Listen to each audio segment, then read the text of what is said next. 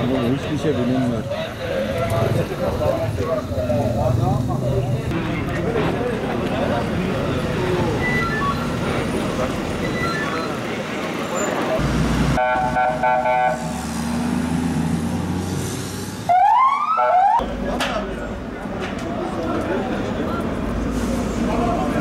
Açma.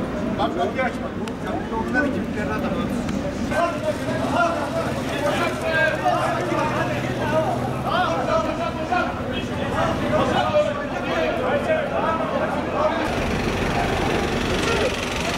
Böyle solda ama anneni söyle.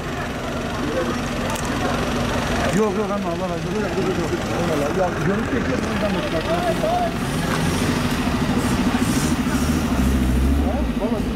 Ben de konuya ben de açayım. Özlem ola. Bugün ben tamam.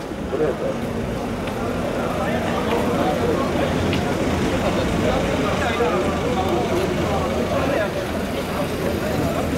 Tamam.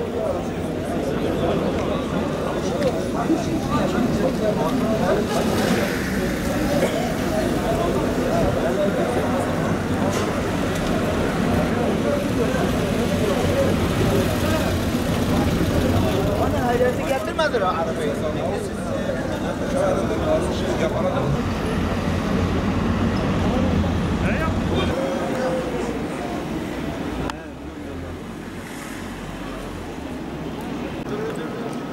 Ben gibi çalışmışlar mı? Yaparsa ben böyle. Tamam. Tamam. Tamam. Tamam.